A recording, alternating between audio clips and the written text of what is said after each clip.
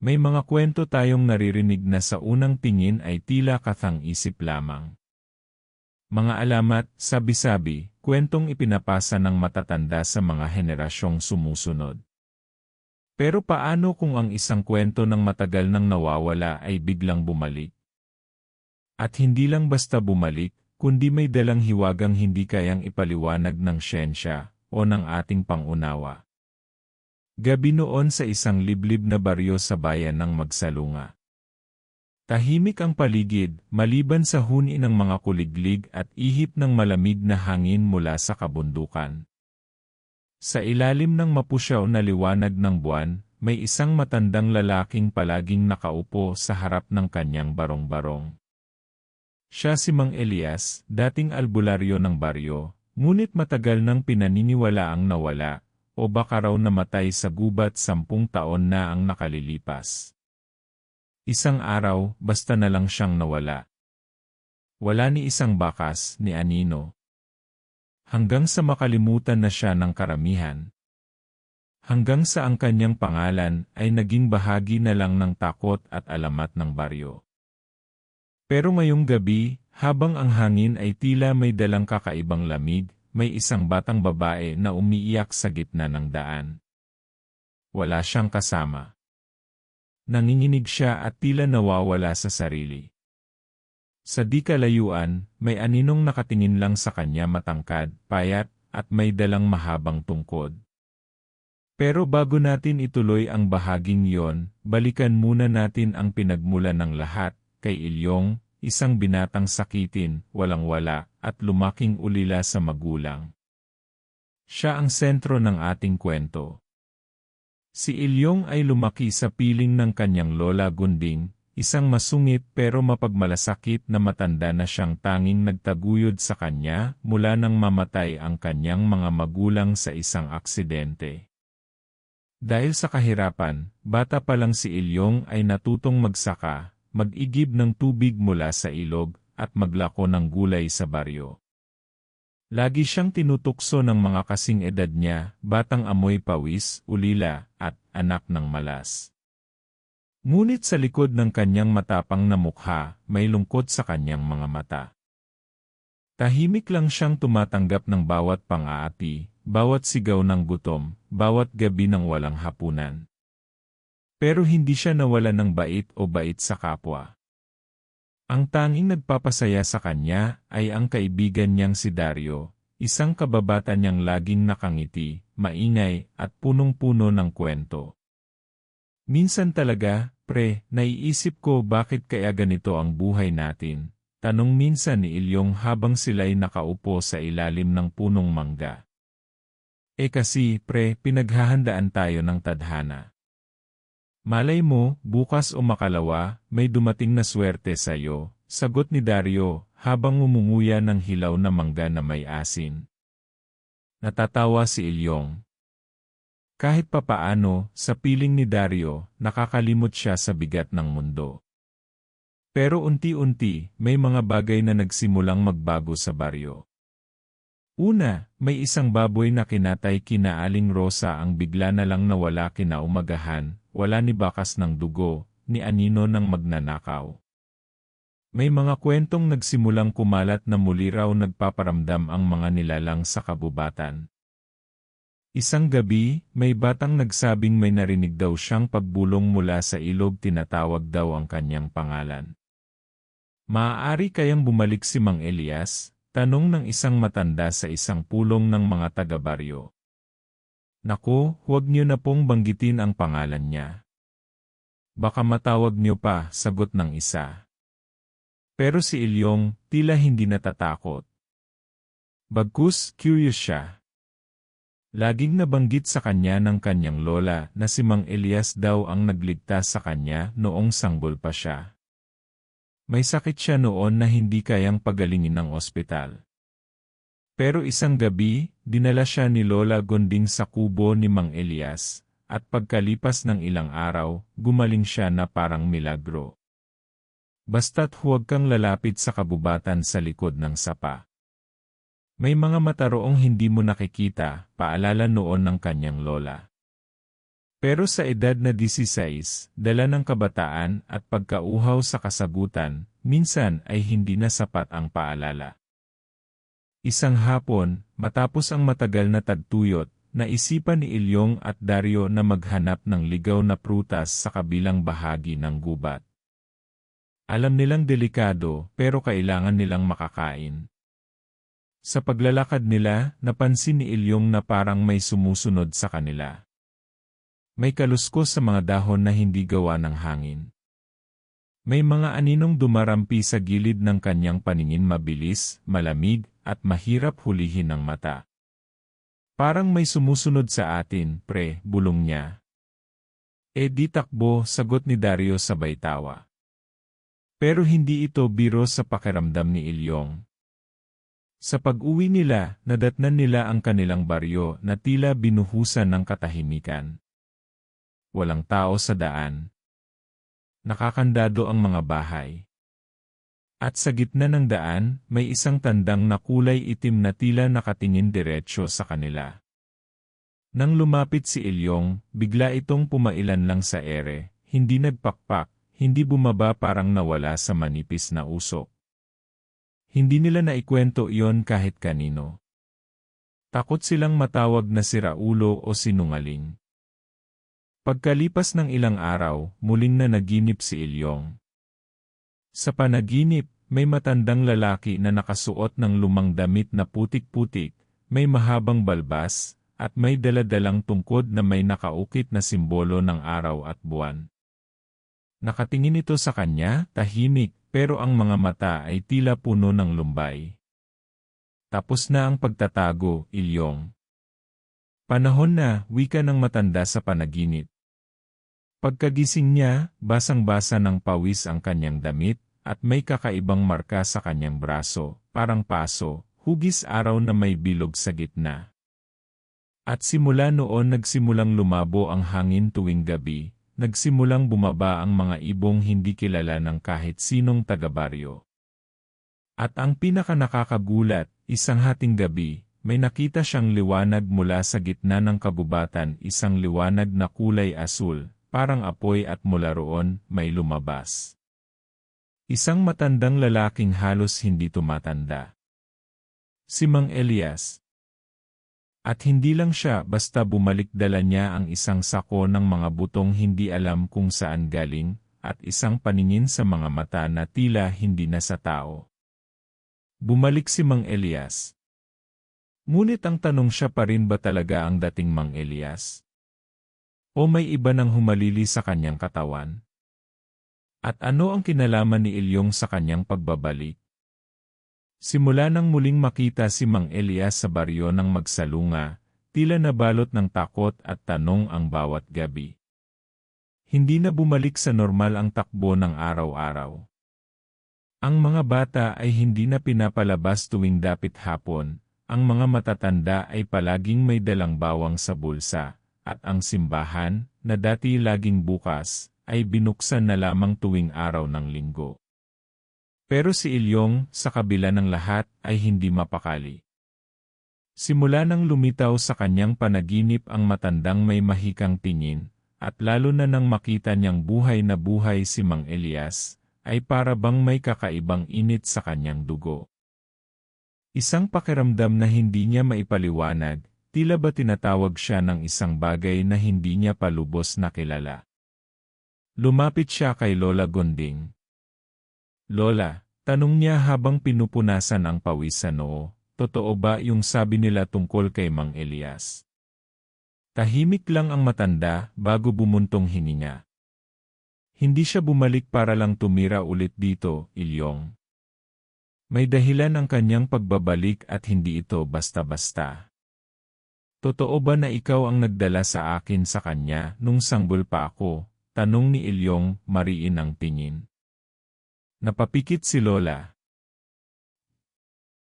At hindi lang basta para pagalingin ka. Noon pa lang alam na naming hindi ka isang karaniwang bata.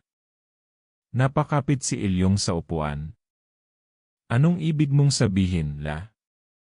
Hindi agad sumagot si Lola Gonding.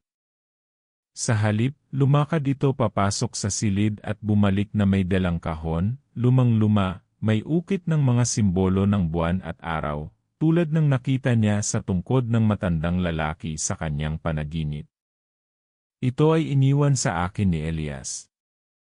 Sabi niya, ibigay ko lang sa iyo pag dumating na ang tamang panahon.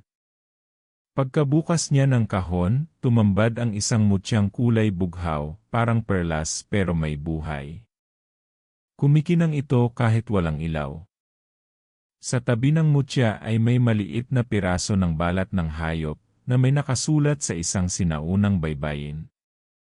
Nakita ko na to sa panaginip ko, bulong ni Ilyong. Tumango si Lola Gonding. Ang mutyang iyan ay tagapag-ingat ng ugnayan sa pagitan ng mundo ng mga tao at ng mga nilalang sa dilim. At ikaw, Ilyong, ikaw ang inihalal noon pa man para maging tagapamagitan. Tagapamagitan ng ano? Nanginginig ang tinig niya. Ng liwanag at dilim, sagot ng isang tinig mula sa labas ng kubo. Biglang bumukas ang pinto. Pumasok si Dario, pawis na pawis, habol hininga. Ilyong, may kakaiba sa ilog. May nakita akong nilalang na hindi ko maipaliwanag. Napatingin silang tatlo sa isa't isa. Wala nang tanong, wala nang alinlangan. Kailangan nilang makita ito. Habang papalapit sila sa ilog, malamig ang hangin. Iba ang lamig, hindi lang sa balat, kundi parang may gumagapang sa loob ng kalamnan. Sa tubig, may liwanag na umiilaw mula sa ilalim, at nang bigla itong bumuka, may nilalang na umahon. Isang diwata, hindi gaya ng mga mababait sa kwento. Matangkad siya, may mahabang buhok na tila gawa sa tubig, at ang mga matay kulay puti na walang itim. Hindi ko kayo sasaktan, wika nito, bagamat ang boses ay parang alon sa gabi. Ako si Amihan. Tagapangalaga ng mutya, at bantay sa pagitan ng daigdig ng tao at daigdig ng dilim. Napaatras si Ilyong, ngunit pinigilan siya ni Dario. Makinig ka muna, pre. Baka siya lang ang may sagot. Nagpatuloy si Amihan. Bumalik si Elias dahil ginising na ng itim na buwan ang isang lumang sumpa. Isang aswang na pinatalsik ng mga ninuno mo noon pa man. Ngayon, siya'y nagbabalik at kailangan ng tagapagtanggol. Naguluhan si Ilyong. Aswang.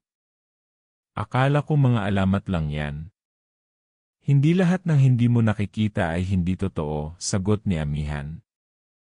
Ang aswang na ito ay may pangalan, si Kalimlam. Nilamon niya noon ang kalahating baryo sa kabilang bundok, at ngayon, naghahanap siya ng bagong katawan para tuluyang makabalik sa mundo ng mga buhay. Bakit ako? Bakit ako ang kailangan niyong tagapagtanggol? Dahil sa dugo mo, sabat ni Lola Gunding na ngayon ay tila pinipigilang umiyak. Ang ama mo anak siya ni Elias. Ikaw ang huling dugong may kakayahang gamitin ang mutya. Para bang gumuho ang mundo ni Ilyong. Lumaki siyang walang alam sa pinagmulan niya, at ngayon, binuksan ang pinto sa isang mundo na ni hindi niya akalaing umiiral. Ayoko. Hindi ako bayani. Isa lang akong magsasakang mahina, walang kwenta, at ang bayani ay hindi pinipili ng lakas ng katawan, kundi ng tibay ng loob, sagot ni Amihan. Kung hindi mo ito tatanggapin, matutupok sa dilim ang baryong ito, at ikaw ang unang kukunin ni Kalimlam. Ilang araw ang lumipas. Hindi makakain si Ilyong. Tahimik lang siyang nakaupo sa ilalim ng punong mangga kung saan sila dati nagkukwentuhan ni Dario. Ang barkada niya, ang baryo niya, ang katahimikang nakasanayan niya, lahat, tila mabubura kung hindi niya haharapin ang tinadhana sa kanya. Pero papano? Wala siyang alam sa mahika. Hindi siya mandirigma. Lakas lang yan ng loob, pre, ani Dario, habang hawak ang isang bungkos ng halamang gamot. Kung tutuusin, kahit ako, takot na takot. Pero kung ikaw ang magsisimula susunod kami. Napatingin si Ilyong sa mutyang nasa kanyang palad. Maliit, marupok, pero may init na tila umaagos sa kanyang laman. Sa pagkakataong iyon, naramdaman niyang buhay ito, sumasabay sa tibok ng kanyang puso. Dumating si Amihan isang gabi, dala ang isang sako ng halamang may matapang na amoy at isang librito na may baybayin. Ito ang unang hakbang. Alamin mo kung paano gamitin ang mutya. Maaring ilabas nito ang apoy ng araw o ang lamig ng buwan. Depende sa damdamin mo. Kapag may galit ka, magiging apoy. Kapag may awa ka, magiging yelo. Paano ko ito kakayanin? Tanong ni Ilyong. Tinuturo ng panahon ang lahat, pero tandaan mo, may taning ang lahat. Sa susunod na pag-ikot ng itim na buwan, babalik si Kalimlam. At sa pag-ikot ng mga araw, nagsimula ang pagbabago kay Ilyong. Sa umaga, tinuturuan siya ni Amihan kung paano kontrolin ang mutya. Sa gabi, pinapakiramdaman niya ang kagubatan, baka sakaling may aninong dumaan. Minsan, nahuhulog pa rin siya sa pagdududa, minsan naiisip niyang tumakbo na lang palayo. Pero sa tuwing titignan niya si Lola Gonding na maingat na nagluluto ng kanyang paboritong lugaw, o si Dario na lagi pa ring handang tumawa kahit kailan, alam niyang hindi siya pwedeng umatras. Hanggang isang gabi, habang siya'y nag-iisa sa ilalim ng punong mangga may boses na bumulong sa kanyang tenga. Ilyong, handa ka na ba sa pagkuha ng kapalit mo? Paglingon niya, walang tao. Ngunit sa lupa, may bakas ng mga paa, malalaki, matulis hindi pang tao. Sa mga sumunod na araw, mas lalong bumigat ang pakiramdam ni Ilyong. Hindi lang dahil sa takot na dala ng banta ni Kalimlam, kundi dahil sa biglaang pagbukas ng sugat na akala niya ay matagal nang naghilom. Sa tuwing tahimik ang gabi at wala siyang ginagawa, paulit-ulit na bumabalik sa isip niya ang tanong, bakit siya iniwan ng kanyang mga magulang? Bakit siya pinalaki ni Lola Gonding na parang ulila, kung ang katotohanan pala'y may pinagmulan siya, may pamilya, may layuning dapat gampanan? Kung talagang importante ako sa kanila, bulong niya sa sarili, habang hawak ang mutya, bakit nila ako iniwan? Sa ilalim ng punong mangga, kung saan siya madalas magmuni-muni, doon din niya naramdaman ang lalim ng kanyang lungkot. Madilim ang langit, parang sasabog ang ulan, pero sa dibdib niya, matagal nang bumabagsak ang unos. Hindi alam ni Ilyong kung mas takot siya sa mga halimaw na nagtatago sa dilim o sa mga alaala ng kanyang pagkabata na ngayon ay nagiging mas malinaw sa bawat araw. Alam mo, pre, biglang sabi ni Dario, na kanina pa palang tahimik na nakaupo sa kabilang dulo ng ugat ng punong kahoy, hindi mo kailangang dalhin lahat mag-isa. Napatingin si Ilyong sa kaibigan. Paano kung mali ako? Paano kung hindi ko kaya to? Paano kung katulad ako ng tatay ko, na umalis at iniwan ang lahat? Umiling si Dario. Pero nandito ka, di ba? Hindi ka tumatakbo. At kung totoo man yang aswang na yan, hindi mo lang naman sila laban. Laban din natin to, bahagyang napangiti si Ilyong. Pero bago pa siya makasagot, biglang namatay ang ilaw sa buong baryo. Nagkatinginan silang dalawa. Mabilis na bumangon si Dario. Bakit biglang nag-blackout? Wala namang ulan. Napansin ni Ilyong na nanginginig ang mutya sa palad niya. Umuugong ito, parang may nagbubulungan mula sa loob. Lumamig ang paligid, at kahit walang hangin, naramdaman niyang gumalaw ang mga dahon. Dario, may paparating, bulong niya. Sa kalsadang patungo sa palayan, may naaninag silang 3 anino. Mabagal ang lakad, pero paiba-iba ang anyo. Minsang parang tao, minsang parang hayop. Ang isa ay may mahabang leeg, ang isa'y tila gumagapang, at ang huli, wala itong ulo. Sa halip, may apoy sa ibabaw ng katawan nito. Tumakbo tayo, sabi ni Dario, pero hinawakan siya ni Ilyong. Hindi na tayo makakatakas. Kailangan nating harapin. Huminga siya ng malalim, hinawakan ng mutya, at pinikit ang mga mata. Inalala niya ang turo ni Amihan, ang mutya ay hindi sandata, kundi tulay. Pakiramdaman mo ang laman ng puso mo. Kung may galit, magiging apoy. Kung may awa, magiging lamig. Ngunit ang puso ni Ilyong ngayon ay magulo, galit sa kanyang nakaraan, takot sa kinabukasan, at pangambang baka mawalan siya ng kakayahang mahalin pa ang sarili. Tumayo siya. Kung gusto niyong ako ang kunin, nandito ako, sigaw niya sa mga anino. Biglang huminto ang tatlong nilalang. Tumunog ang hangin, tila may pag-iyak sa pagitan ng katahimikan. At saka sila sabay-sabay lumundag, papalapit kina Ilyong at Dario. Isinubo ni Ilyong ang mutya sa kanyang bibig, isang ritual na itinuro sa kanya ni Amihan noong isang gabi ng pag-ensayo. Agad siyang napaluhod, nanigas ang mga kalamnan, at mula sa kanyang katawan ay biglang lumabas ang isang hugis bilog na alon ng liwanag, parang init ng araw sa tagtuyot. Tinamaan nito ang tatlong nilalang, na agad na nagkikisay sa lupa, tila nasusunog sa loob. Pero hindi sapat.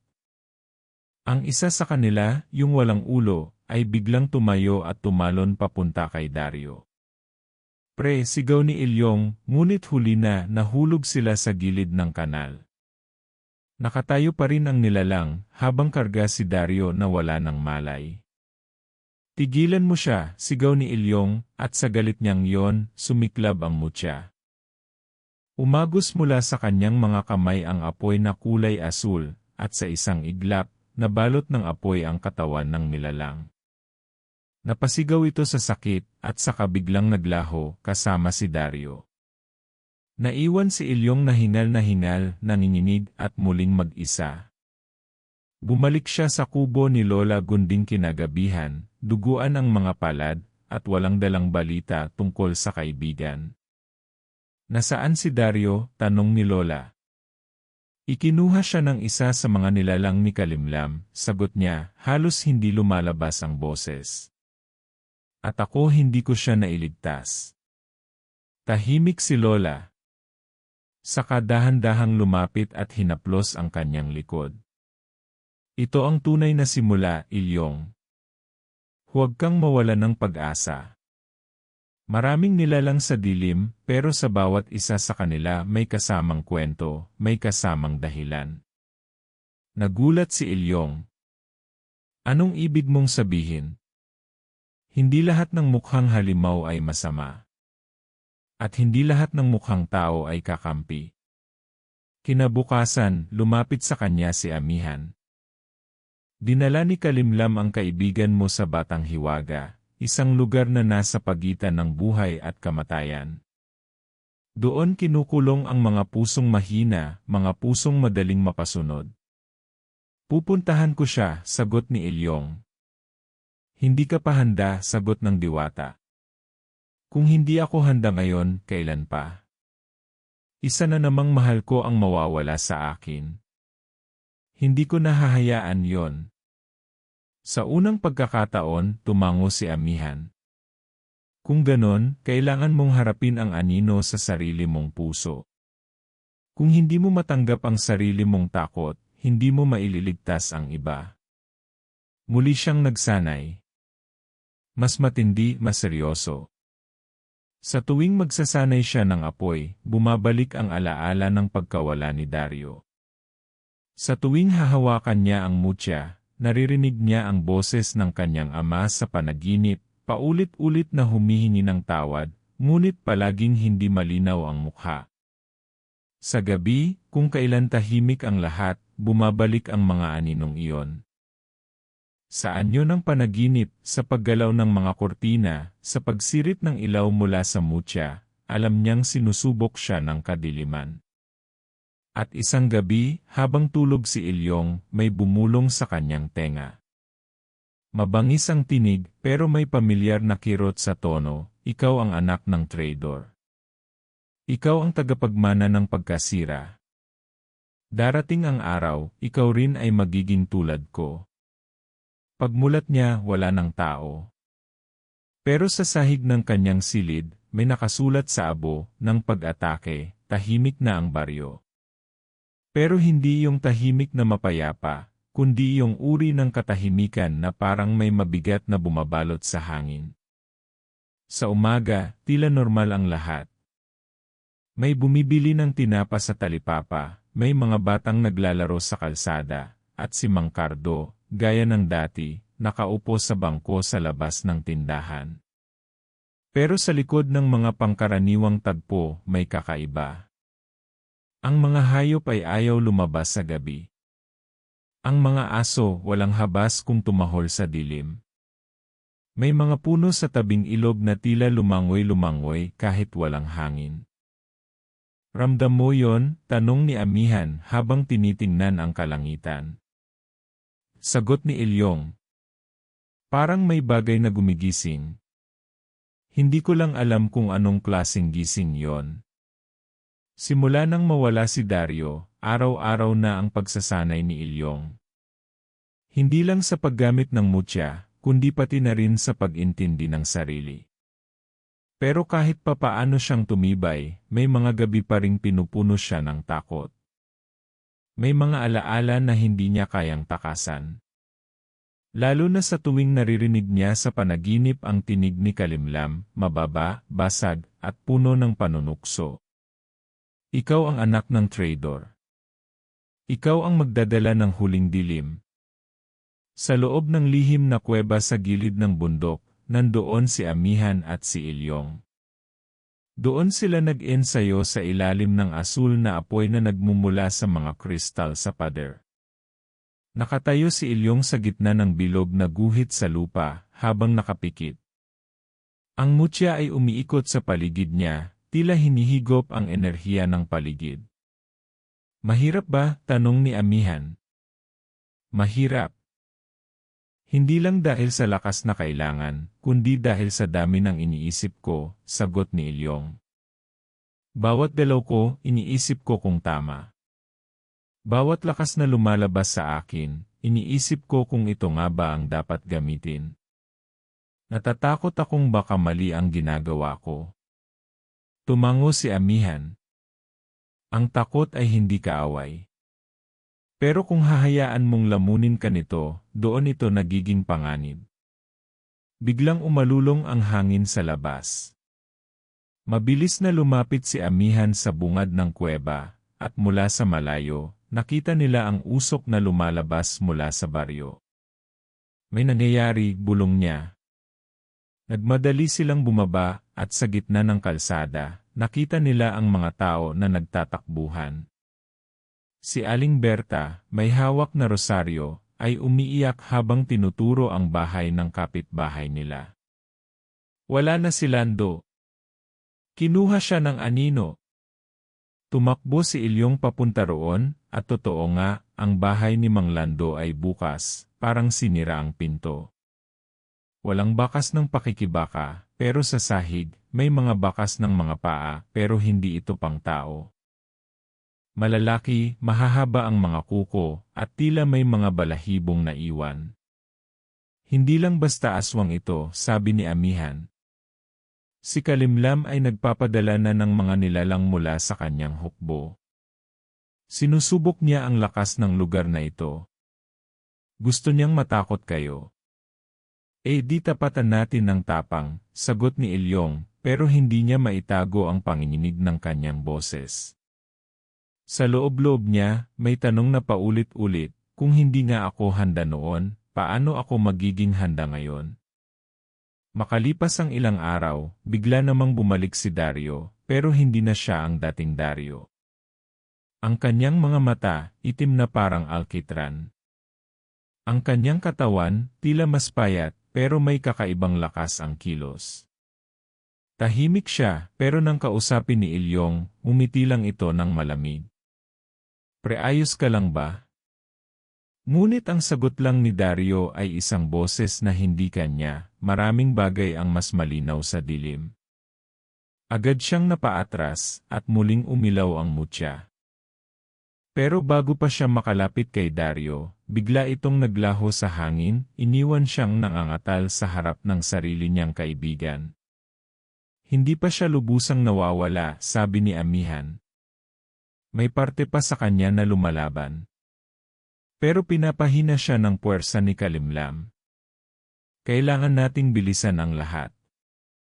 Dinala siya ni Amihan sa isang lugar na bihira na lang binibisita ng mga tao, ang gubat ng Alingaungaw, isang makapal na kabubatan kung saan, ayon sa kwento, naroroon ang matandang tagapag-ingat ng kaloob ng mga ninuno.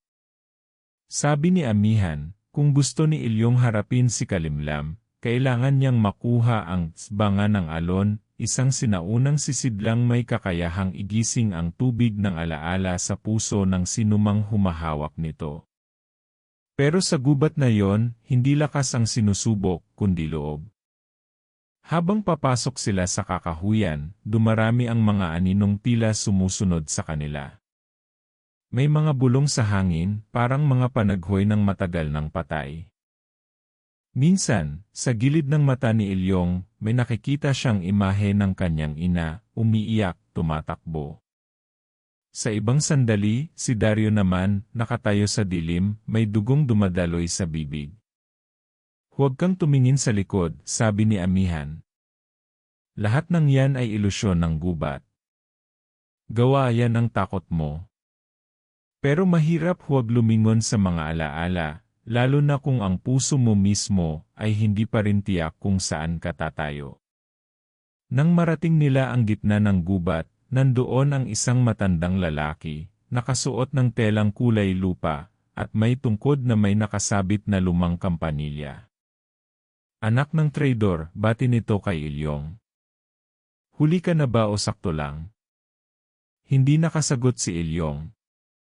Hindi niya alam kung insulto ba yon o paalala lang ng katotohanan. Kung gusto mong kunin ang banga ng alon, sabi ng matanda, kailangan mong isawsaw ang puso mo sa tubig ng gunita at tanggapin kung sino ka talaga. Sa gitna ng bilog na bato, nandoon ang isang lumang banga, may mga ukit ng ahas at buwan. Umiikot ito sa sarili nitong puwersa, parang may hangin sa loob. Humakbang si Ilyong. Humawak siya sa gilid ng banga, at sa sandaling yon, tila nahulog siya sa loob. Sa loob ng banga, nakita niya ang mga alaala ng kanyang pagkabata, ang araw na iniwan siya ng kanyang ama, ang gabi na umiyak si Lola Gunding habang hawak ang sulat ng kanyang inang nawala sa kabundukan, at ang panahong si Dario lang ang tanging taong naniwala sa kanya. At sa dulo ng lahat ng alaalang yon, nandoon si Kalimlam, nakangiti, nakatayo sa harap ng isang itim na apoy. Handa ka na bang sumama sa akin? Tanong nito. Nagising si Ilyong na basang-basa ng pawis, hawak na niya ang banga ng alon. Tumutulo pa ang tubig sa gilid nito, at sa loob, umaalon ang sinag ng liwanag at dilim. Malapit na siya, sabi ni Amihan. At ngayong hawak mo na yan maghahanda na rin siya. Sa malayo, sa ulap na madilim at mabigat, may kulob na dumadagundong. Ang digmaan ay papalapit na. At hindi na ito tungkol sa lakas lang, kundi sa puso, alaala, at katotohanan. Sa bawat araw na lumilipas, lalong bumibigat ang pakiramdam ni Ilyong. Kahit pahawak na niya ang banga ng alon, parang may anino pa ring sumusunod sa bawat hakbang niya, hindi lang sa paligid, kundi sa kalooban niya mismo. Si Amihan ay patuloy sa pagtuturo, mas seryoso na ngayon, mas mabilis ang galaw ng mga aral. Ang mga tanong ni Ilyong, madalas tinatapatan lang ng mga sagot na pilit niyang kailangang tuklasin sa sarili. Ang kapangyarihan mo, hindi galing sa mutya lang, sabi ni Amihan minsan, habang naghahanda sila ng halamang gamot sa kuweba. Galing yan sa pinanggalingan mo. Sa dugo mo. Sa alaala mo. Pero para kay Ilyong, mas lalong gumugulo ang lahat. Lalo na ng isang gabi, habang nagbabantay siya mag-isa sa gilid ng ilog, may narinig siyang pamilyar na tinig. Ilyong Desiderio. Pero hindi ito nilalang ng dilim, hindi rin kalaban. Nakaupo ito sa malaking bato sa tabi ng ilog, payapa ang mukha, parang dati lang. Tila wala ng itim sa kanyang mata, tila bumalik ang dating liwanag. Dario, halos pabulong ang tanong ni Ilyong. Alam kong takot ka. At alam kong iniisip mo kung kanino ka dapat magtiwala. Nasaan ka? Bakit ka biglang nawala? At bakit ka sumama sa kanila? Huminga ng malalim si Dario at tumingin sa langit. Hindi ako sumama, kinuha nila ako. Pero may mga bagay akong nakita habang nandoon ako. May kinalaman siya sa pagkawala ng nanay mo. Hindi na niya napigilan.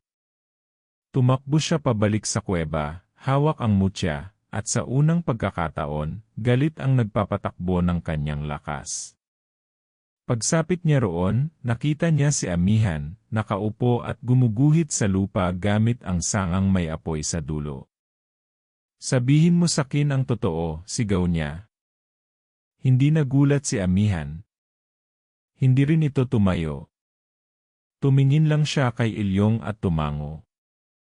Alam kong darating ang araw na to, si nanay, anong nangyari sa kanya? Anong alam mo na hindi mo sinasabi sa akin? Tumayo na si Amihan. Mabagal, parang pasan ang bigat ng kasaysayan. Ang nanay mo hindi siya basta nawala. Pinagtanggol niya kayo laban sa unang pag-atake ni Kalimlam. Ginamit niya ang sarili niya bilang sangkap sa ritual upang mailihim kayo. Ngunit may kapalit iyon. Kapalit? Anong kapalit? Kaluluwa niya. At katawan niya ay ginamit bilang daluyan ng bagong anyo ni Kalimlam. Napaatras si Ilyong. Hindi siya makapaniwala. Ibig mong sabihin si Kalimlam, ang katawan niya, kay nanay galing. Hindi na siya ang inaalala mo, Ilyong. Isa na lang siyang sisidlan ng kasamaan. Napaupo si Ilyong, parang pinutulan ng hininga. Hindi niya alam kung dapat pa siyang umiyak. Ang babaeng pinagdasal niyang makita muli siya pala ang katawan ng nilalang nasisira sa lahat. Hindi pa tapos ang pagkabigla niya nang biglang lumindol. Umuga ang buong kuweba. Ang mga kristal sa paligid ay nagsimula ng pumutok isa-isa, at mula sa bitak ng lupa, lumabas ang maiitim na usok. Natunto na tayo, bulong ni Amihan. Kailangan nating lumikas. Ngunit bago pa sila makalabas, isang nilalang na halos hindi matawag na tao ang sumulpot sa pasukan, malalaki ang mata, duguan ang bibig, at may mga pakpak na parang paniki. Isa itong mambabarang na alagad ni Kalimlam. Nagtagisan ng lakas sina Ilyong at ang nilalang.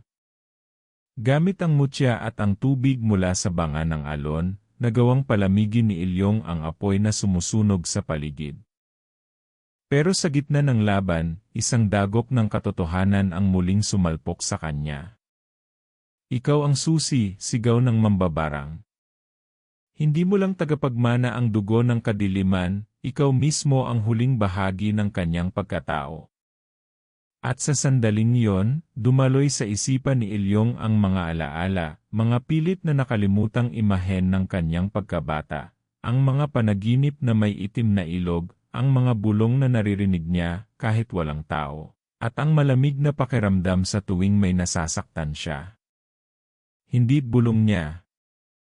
Hindi totoo yan, ngunit nang tumingin siya kay Amihan, hindi ito tumanggi. Hindi rin ito sumagot. Bakit? Tanong ni Ilyong, nanginginig ang boses. Ano ako, Amihan? Tumulo ang luha ng diwata. Ikaw ang anak ng liwanag at ng dilim. Ikaw ang bunga ng pagsasama ng iyong inang tagapagtanggol, at ng nilalang na minsang naging tao si Kalimlam. Halos hindi na makahinga si Ilyong. Hindi na niya alam kung sino siya. Isang tagapagtanggol. O isang sisidlan din ng kasamaan. Sa dilim ng kagubatan, isang sigaw ang umalingaw-ngaw, si Dario, muling napasok ng kadiliman, ay sumisigaw ng babala. Parating na siya. Hindi na natin siya mapipigilan kung hindi pipili si Ilyong. Ngayon, lahat ng pangyayari ay tila biglang nagsalubong. Mga lihim, mga taksil at mga katotohanang matagal nang tinatago. At sa gitna ng lahat ng iyon, nandoon si Ilyong nalulunod sa pagitan ng kung sino siya noon at kung ano ang dapat niyang maging. Dumadagundong ang lupa. Ang mga dahon sa kagubatan ay nagsasayaw sa hangin, hindi sa galak kundi sa takot. Ang langit, tila dinapuan ng itim na usok, ay nagkulay abo. At sa harap nila, sa pagitan ng mga ugat ng punong matanda pa sa alaala, ay ang katawan ni Kalimlam, mahaba ang anino, malamig ang presensya, at ang mga mata ay parang hukay ng wala ng pag-asa. Ilyong, mahinang tawag ni Amihan. Ito na ang wakas. Hindi mo na siya maiiwasan. Pero hindi sumagot si Ilyong. Sa kanyang puso, isang giyera ang kasalukuyang pinagdaraanan. Hindi lang laban ito sa isang nilalang. Laban ito sa kanyang pagkatao, dahil sa bawat hakbang na nilalakad niya palapit kay Kalimlam, ay parang may bahagi sa kanyang isinisilang at may bahagi rin na unti-unting namamatay. Anak ko, sambit ni Kalimlam, hindi sa galit, kundi sa isang mapangakit na tinig na parang awit ng alon sa gabi. Alam mo ng totoo. Tanggapin mo na.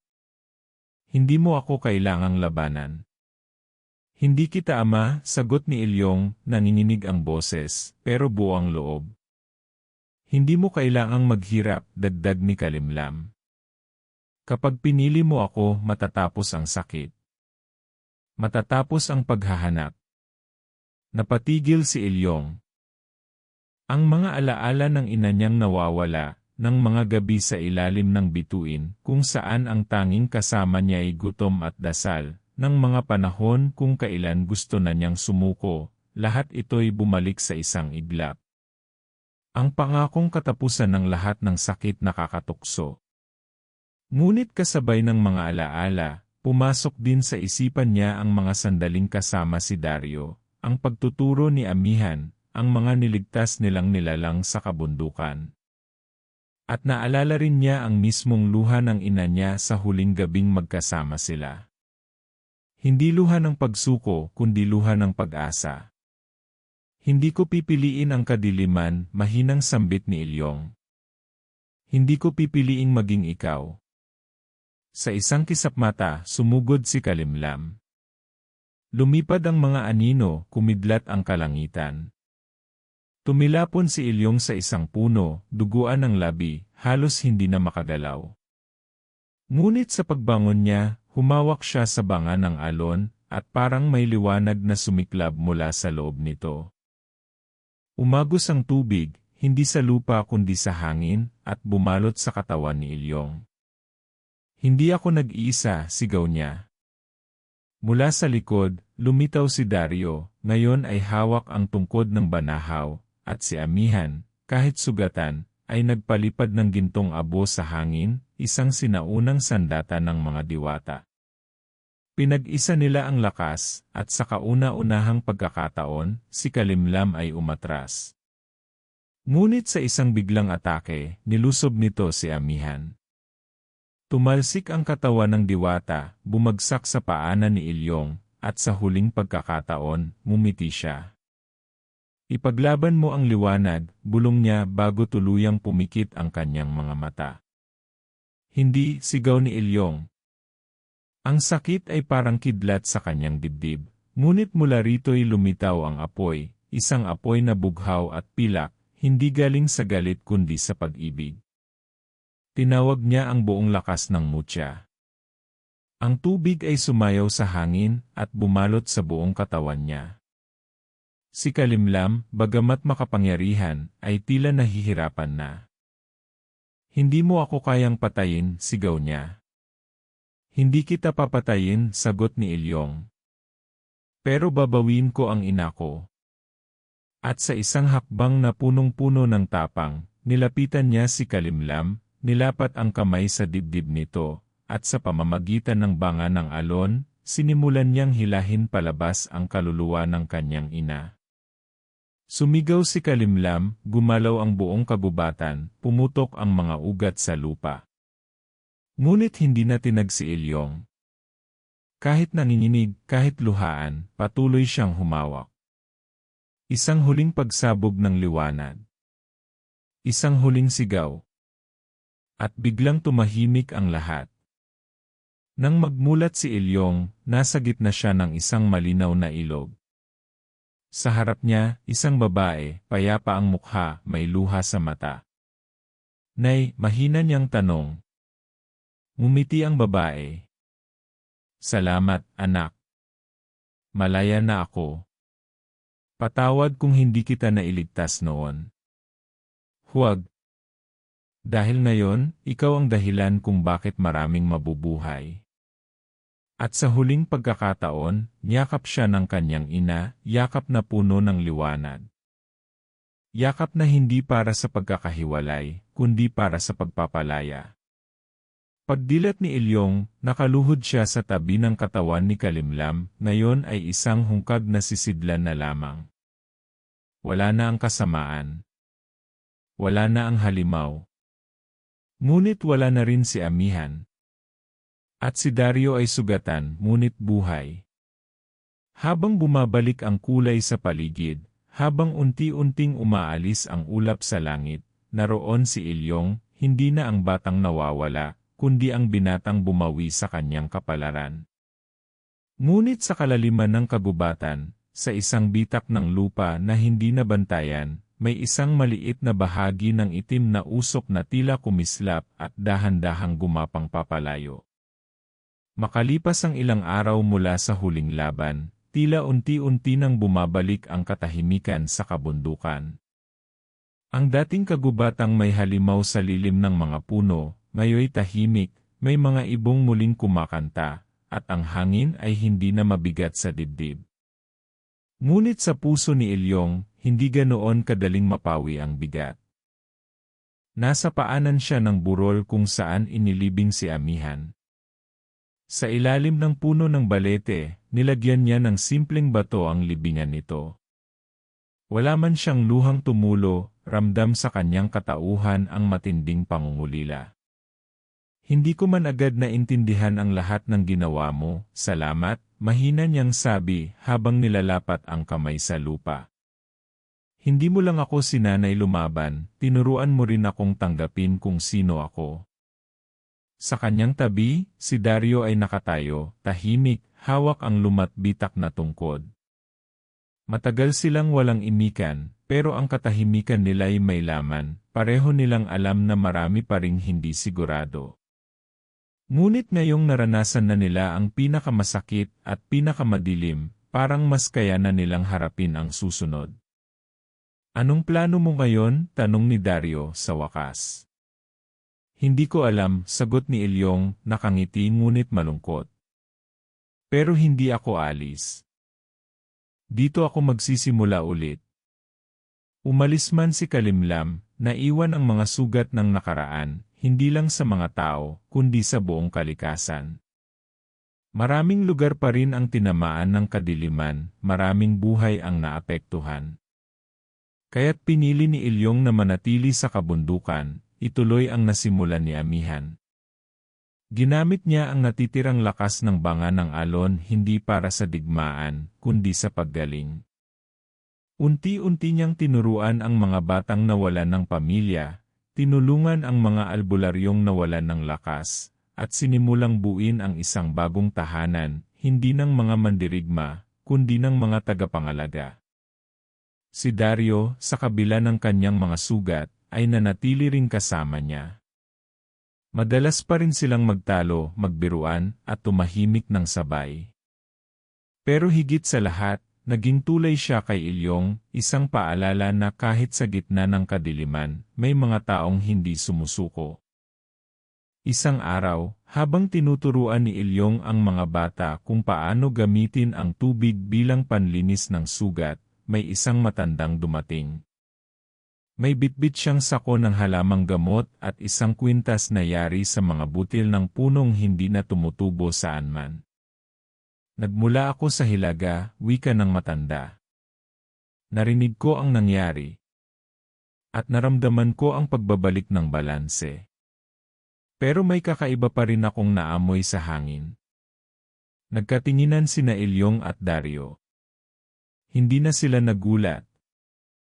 Dahil kahit na natalo si Kalimlam, alam nilang hindi ito ganap na wakas. May mga bakas ng dilim na hindi agad nawawala. At may mga halimaw na hindi na sa anyo kundi sa puso nakatago. Gagawa kami ng paraan, sagot ni Ilyong. Pero hindi na sa pamamagitan ng takot.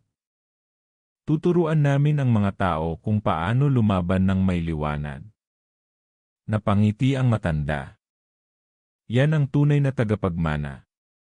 Hindi ang pinakamalakas, kundi ang marunong magmahal. Habang lumilipas ang mga buwan, mas dumami ang mga taong lumalapit kay Ilyong. Mga nawalan, mga naghahanap at mga gustong matuto. Sa simpleng kubo na itinayo nila sa gitna ng kagubatan, nagsimula ang isang maliit na pamayanan, isang bagong simula. Ngunit kahit abala sa pagtuturo at pagtulong, hindi pa rin niya nakakalimutan ang ina. Gabi-gabi, sa ilalim ng liwanag ng buwan, kinakausap niya ang alaala nito. Nay, hindi ko man kayo na ibalik ng buo pero sana naramdaman niyong pinili ko kayo hanggang huli. Sa mga gabing maaliwalas, may mga ibong bumubulong sa hangin. Sa mga sapa, may pagaspas ng tubig na tila tinig ng pamilyar.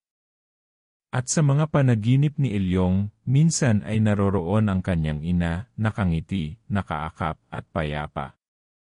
Hanggang isang gabi, habang binabantayan niya ang mga batang natutulog sa loob ng kanilang kubo, naramdaman niyang may presensyang malapit. Hindi mapanganib.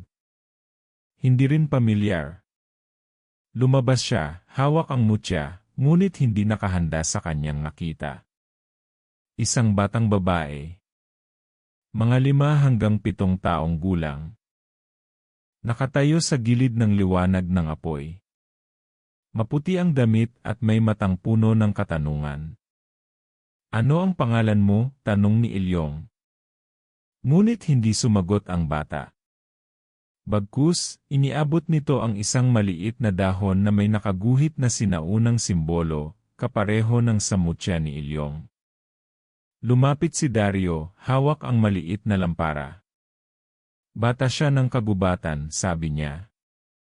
Isa sa mga natitira. Isa sa mga susunod. At doon na unawaan ni Ilyong, ang kanyang tungkulin ay hindi natapos sa pagkatalo ng kadiliman. Sa halip, ito pa lang ang simula ng pagbabantay. Ng paghubog. Ng pagkalinga.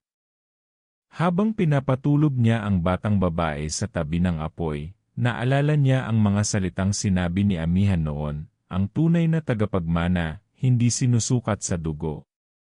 Sinusukat sa paninindigan. At sa gabing iyon, habang ang mga bituin ay nagsasayaw sa langit, tahimik na nanalangin si Ilyong. Hindi para sa tapang. Hindi para sa kapangyarihan.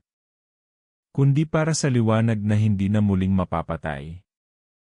At kung sakaling muling bumalik ang dilim, handa na siyang tumayo. Hindi na bilang anak ng kadiliman, kundi bilang ilaw sa gitna ng gubat. Dahil ang tunay na bayani, hindi natatapos sa laban kundi nagsisimula sa pagpili araw-araw.